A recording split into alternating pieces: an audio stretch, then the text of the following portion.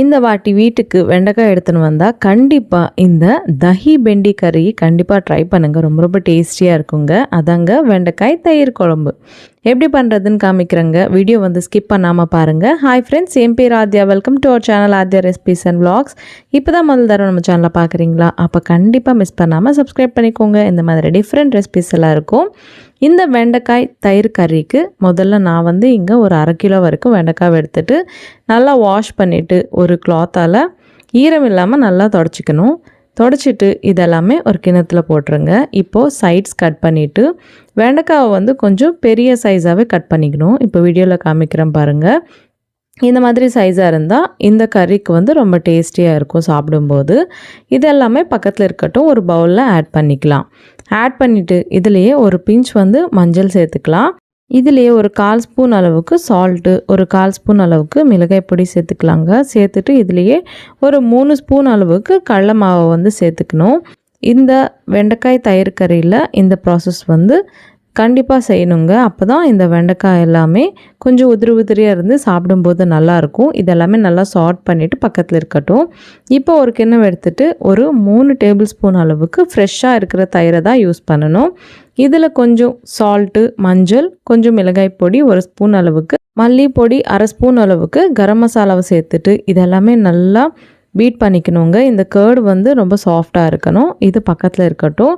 ஒரு mixie jar எடுத்துகிட்டு இப்போ காமிக்கிற சைஸ் அளவுக்கு ஒரு 2 தக்காளியை வந்து நல்லா ஃபைன் பேஸ்ட்டாக ஆக்கிட்டு பக்கத்தில் இருக்கட்டும். இப்போ ஸ்டவ் மேலே கடாயை வச்சுட்டு ஒரு 3 ஸ்பூன் அளவுக்கு எண்ணெயை சேர்த்துக்கலாம். சேர்த்துட்டு முன்னாலேயே நம்ம வந்து சார்ட் பண்ணி வச்சோம்ல வெண்டைக்காவை, அதெல்லாமே சேர்த்துக்கலாங்க.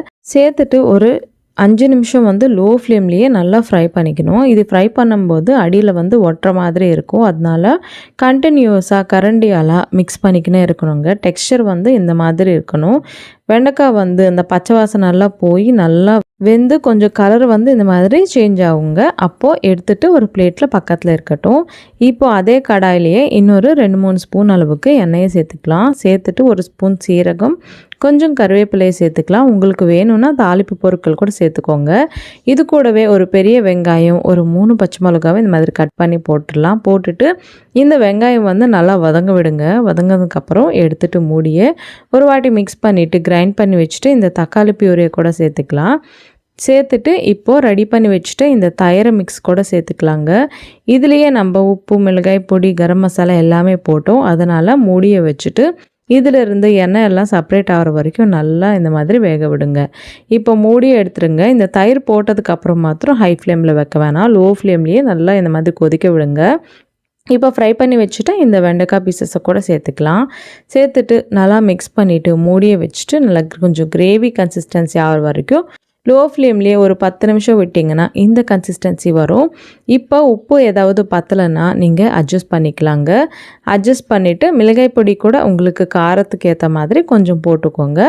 அவ்வளோதான், நம்மளுக்கு இந்த தஹி பெண்டி கறி வந்து ரெடி ஆயிடுச்சுங்க. இங்கே எனக்கு கொஞ்சம் உப்பு கம்மியாக இருந்தது, அதனால தான் போட்டு மிக்ஸ் பண்ணுறேன். உங்களுக்கு வேணும்னா கொத்தமல்லியை சேர்த்துக்கலாம். 1 நிமிஷம் விட்டுட்டு ஸ்டவ் ஆஃப் பண்ணிவிட்டு சர்வ் பண்ண வேண்டியதாங்க. இது வந்து சாதத்துக்கு, ரோட்டிக்கு எதில் இருந்தாலும் சூப்பராக இருக்கும் காம்பினேஷனு. வெண்டைக்காவை வச்சு நீங்கள் எப்போயுமே பண்ணுற ரெசிபி இல்லாமல் இந்த மாதிரி டிஃப்ரெண்ட்டாக தஹி பெண்டி கறி கூட ட்ரை பண்ணுங்கள்.